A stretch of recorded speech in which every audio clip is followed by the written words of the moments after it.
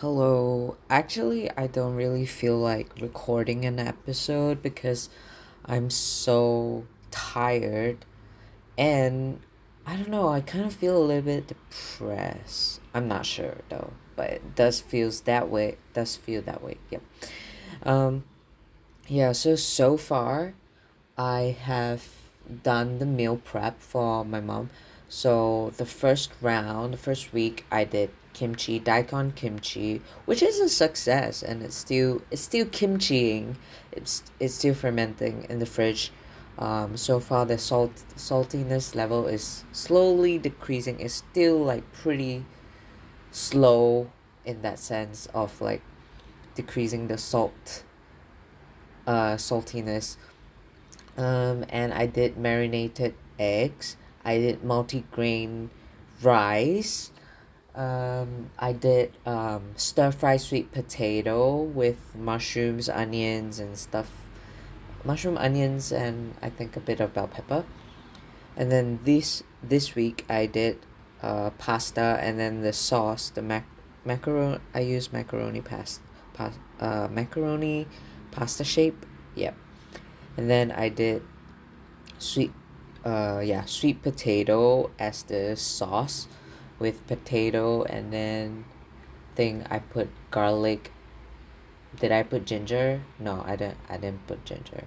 And then I stir fried broccoli with the leftover bell pepper. Then I continued the marinated eggs. And then the problem is my mom don't like macaroni. She don't like pasta. And then before that, like I asked her that would you eat if I make pasta? She's like, I'll eat anything. And then she didn't eat a single fucking bite of pasta at all. Like, what is this? Ungrateful bitch. She told me like she just don't like pasta. That's why I asked you, and then you didn't want to eat it. So, like, oh yeah, I also did tahini last week, but it went moldy, like, after like 4 days. It went moldy. I don't know what's the problem. I think maybe it's the jar that's making it moldy because, like, technically it's oil, and how is oil making things moldy, you know? I think maybe it's the jar is not like um super clean, like as in like the moisture is not like dried dried up after cleaning the jar before using it to store the tahini. Um yeah, that was unfortunate because like I toasted the white sesame seeds for quite a while, and I'm just disappointed. And then last Tuesday I went for a job interview for the hospital, and it's like a mental health thing, but mostly targets burnout and stress, which is, I don't know, it's a. And then yesterday I received a email that I got rejected. Honestly, I don't know. I just don't feel like I fit in with the people, with the director, the managers. Yeah, it's just something. It's just something about it. Like, and then one of them have a like a Malaysian surname, last name. Yeah, but she had this like American accent, which like kind of threw me off guard. But I shouldn't be that surprised. I shouldn't like assume, you know. I'm still like a linguistic student. Like why am I assuming like what's gonna come out of people's mouth in terms of accent wise? It's just like unexpected though. Cause like typically Malaysians like don't really have American accents, especially at that age. Like all three of them were like, I presume is like Gen X age, you know? They look like they're from Gen X. They don't look Gen Y, aka millennials. So yeah, that was like whatever.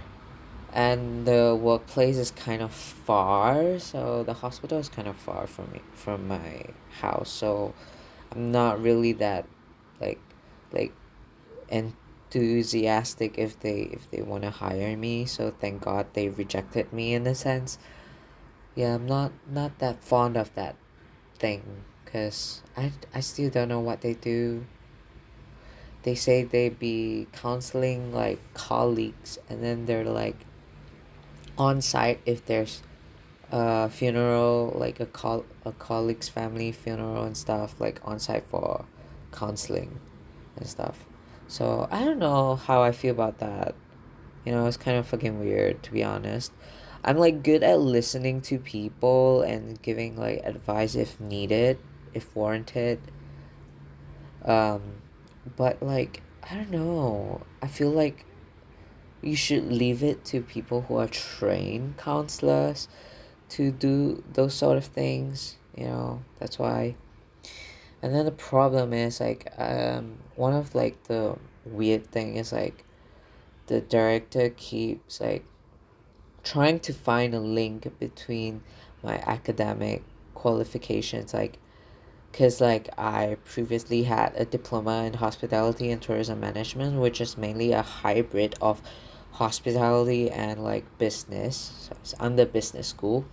And and then I went on to graduate from linguistics and multilingual studies. So she's trying to find a link.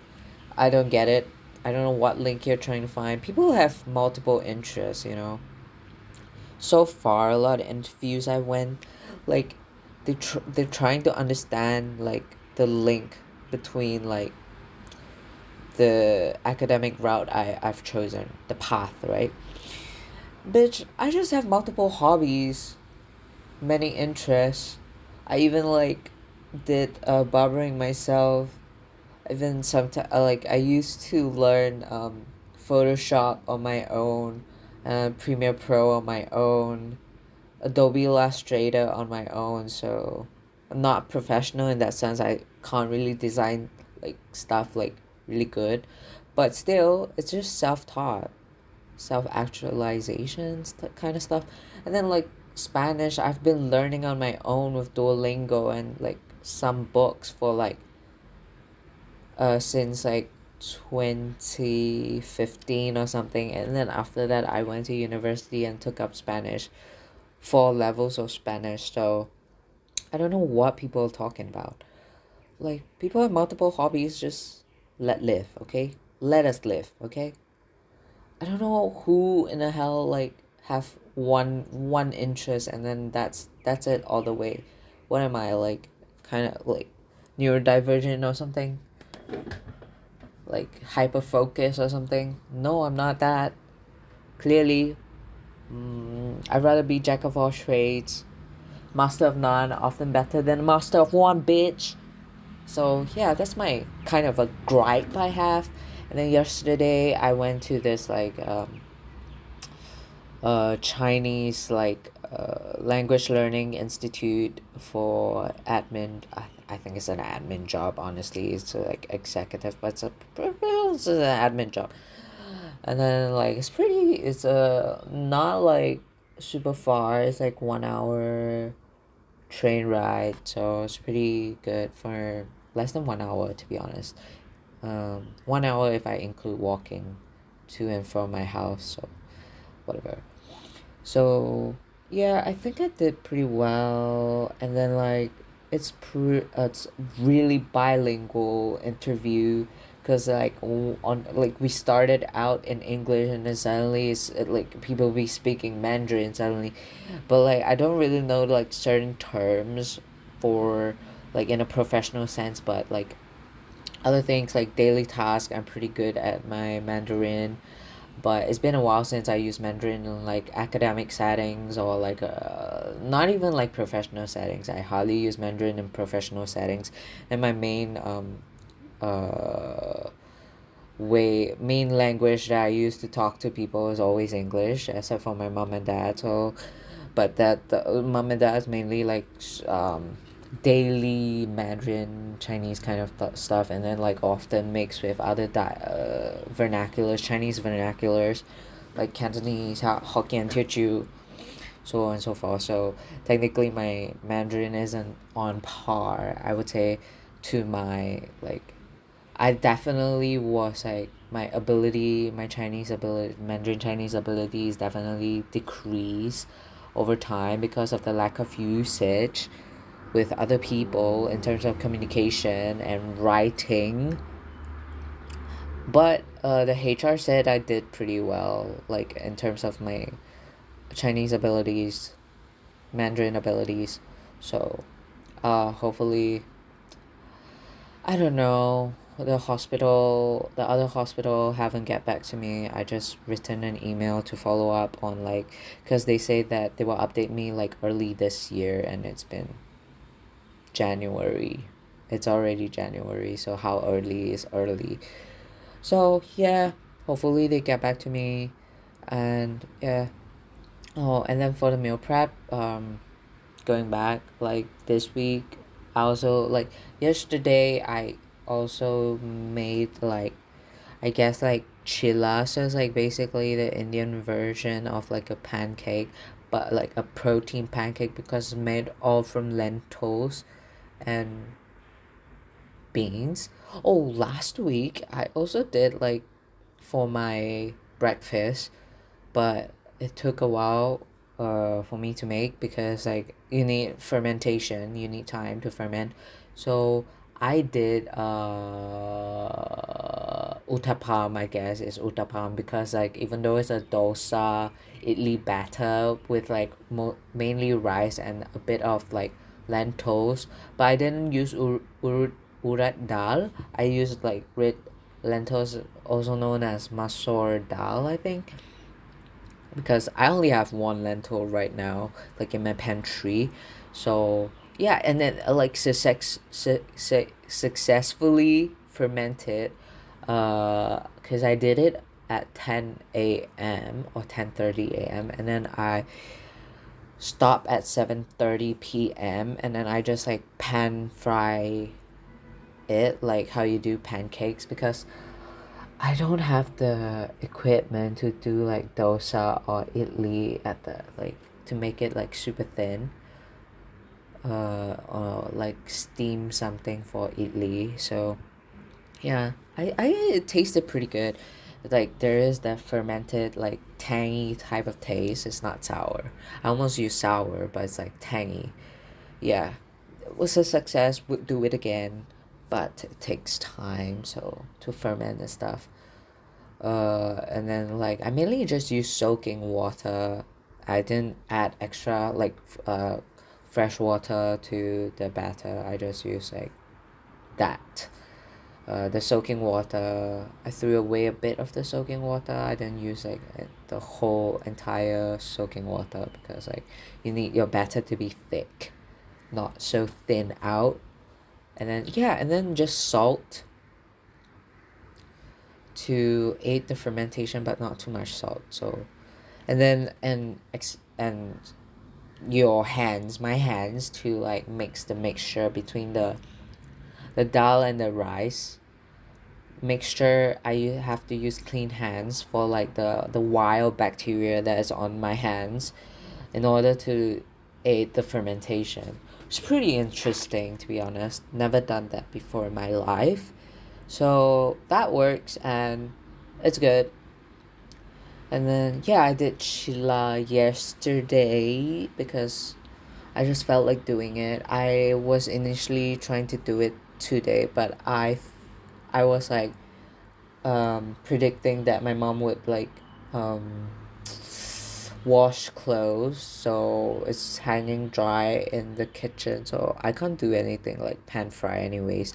So thank God that the instincts were correct, that I should do the chilla um yesterday. Basically, to be honest, this kind of like chilla is pretty similar to um farinata, Italian farinata. It's just that farinata is chickpea, use chickpea flour. Honestly, anything blended like from chickpea into like powder form is chickpea flour. So farinata, but the thing about farinata is that you have to put it in the oven to like bake and broil into like a tortilla esque looking egg mixture, but it's not eggs, it's just chickpeas. But I think you can do the same. Then yeah, for yesterday the chiller I put like tor dal and masur dal, so it's like pigeon beans and red lentils. Mixed it up and blend it up, soaked and blend it up, and I put pan fried potatoes, like in like diced up potatoes, diced up carrots, leftover spring onions slash scallions or green onions, whatever you call that, onions, ginger, and garlic, and leftover like chili flakes for from the kimchi, mix, and then turmeric, salt, a little bit of cinnamon for spices. Yeah. Then blend. Yep. Mix them together and then put it and pan fried it. So, it was a success. I'm gonna eat it later, cause mainly I just wanted to up my protein intake, cause I've been like logging my calories and the foods and the nutrition on chronometer, because like I want to see the nutritions that I've eaten, and I haven't eaten much of a diverse range of proteins, because mainly like in on weekdays I would eat like firm tofu, also known as tau kwa in Hokkien Teochew. um yeah, which is not a lot of variation of protein other than like the greens that I eat, like kailan and other like bell pepper stuff. It's not enough protein sources of protein, so I did that. um it's pretty good. Needs more salt, to be honest, but you can add it later, or you want to dip in something. Honestly, like if I don't dip in, like who needs that much sodium? Just a little bit of sodium would be fine. It's already okay. It's already like it has sodium in it, but I don't want like eat too much. And then it's very interesting that it like after the aftertaste of it has like this super sweet aftertaste. Don't know what is it about. Yeah, it's pretty good. And then yeah, I finished watching Shameless, the USA one, and then now I feel a bit, maybe it's part of like lack of daily routines. That's why I felt a little bit like depressed, because like I finished like Shameless, also like 11 seasons, like just done within like a month, which is, yeah, I don't really have anything to go about. So yesterday I also finished Boy Swallows Universe. That was pretty interesting. It was an Australian Netflix series with Phoebe Tompkins, girly from H2O, Aqua, is it H2O Aquamarine or something? What's the, and she's also on the originals, the TVD universe, the Vampire Diaries universe. Yep, one of the werewolves, Hope Michelson's mother. But it's good. It's a good show, but I feel like it needed more, because I couldn't quite understand the phone ring, the unplugged phone, and the prediction, like the the abilities to predict things, and then like what happened to like the drug, what's the motivation of like the drug cartels, drug gangs in like Australia at that point in time. And then yes, it's quite a few mysteries, but that's all. It's a mini series, so it will be left unanswered, I guess. And then kind of sad that My Demon is also gonna finish by this week, like last two episodes this week. Really like the show, to be honest. I don't really like a lot of Korean dramas, but I guess like this one was like very like a lot of people either hate it or love it. Cause I personally love it because like it's a rom com, classic rom com, but it didn't like more comedy in that sense like so than rom, but still there is enough rom to be romantic things about it, and comedy is not like stupid comedy. It's actually quite smart kind of comedy. Like the comedic timings is also really good. Acting is really good. Storyline is interesting because who doesn't like supernatural? Apparently a lot of people don't like supernatural stuff. I think like maybe the problem was like a lot of people don't like Song Kang just in general. But I think like his acting here is pretty good with Kim Yoo Jung. We love Kim Yoo Jung here in this area. Like also she hardly has like good roles. I think like this is one of her best roles as an adult. Like her other television shows, I couldn't get into it. It was too boring. But this one was kind of fun. It's fun. Touch on past lives. Touch on like maybe like the philosophies of like how God works and how the like devil or demon, whatever you call like works is pretty good, I think, in that sense. Yeah, and then yeah, you know what? I was like watching TikTok and then, cause like I got like a Goblin TikTok, Goblin the K drama.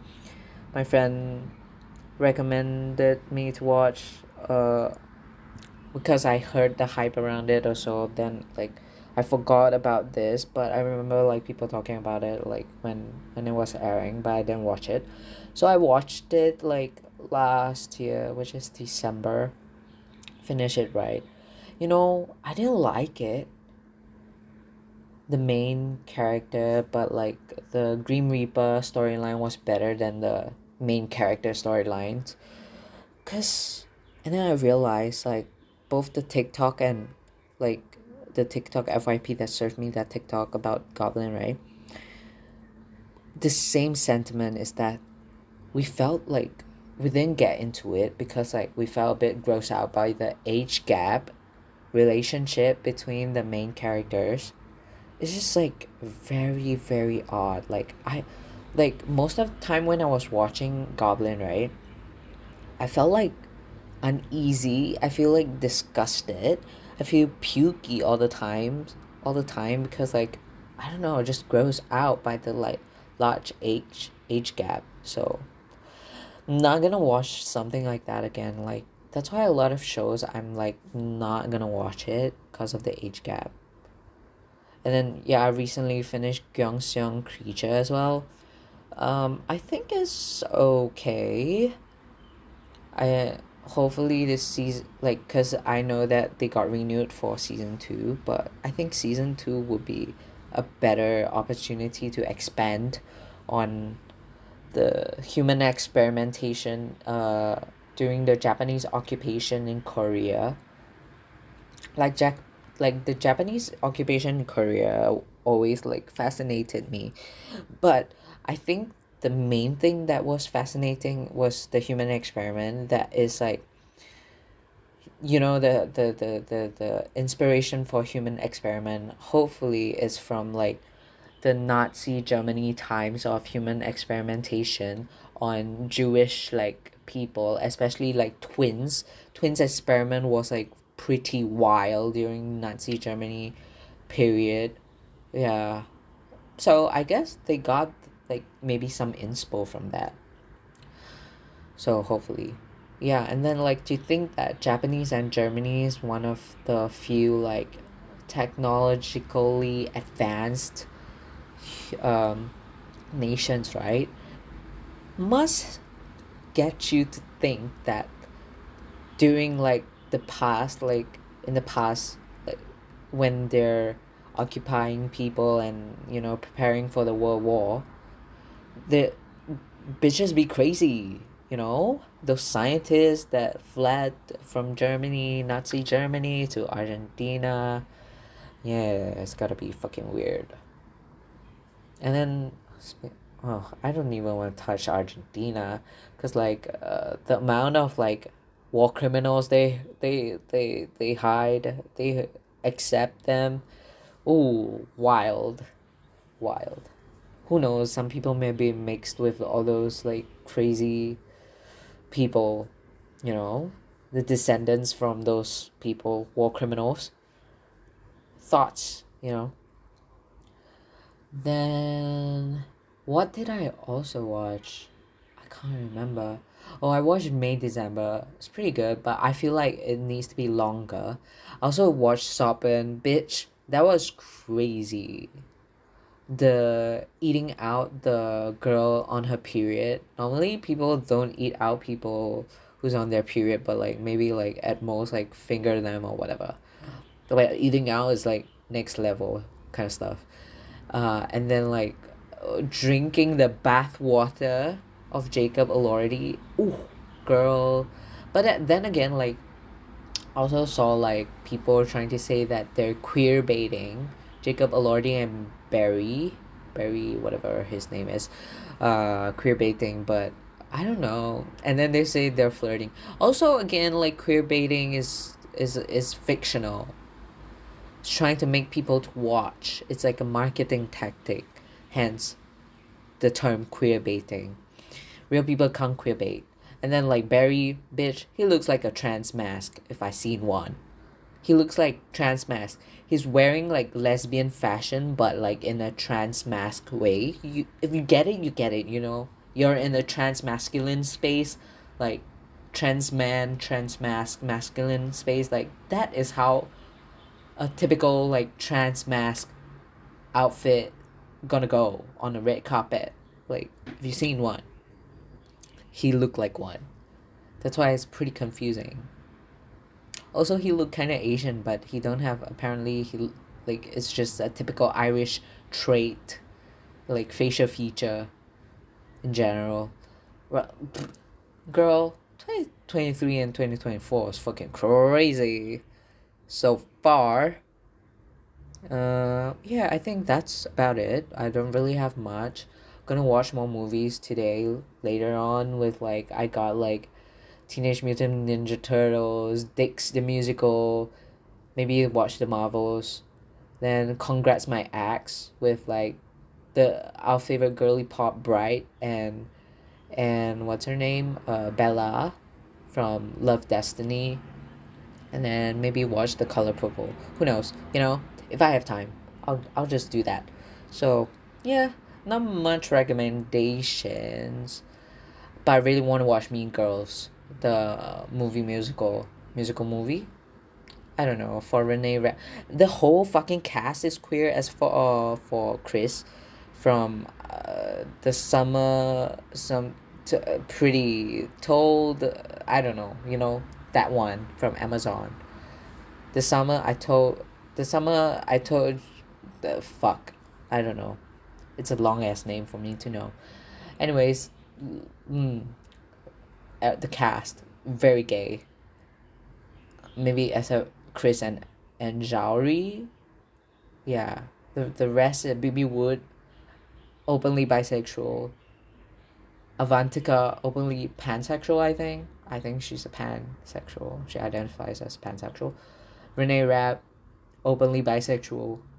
Queen, the guy, I'm not very familiar with the guy, but he's gay.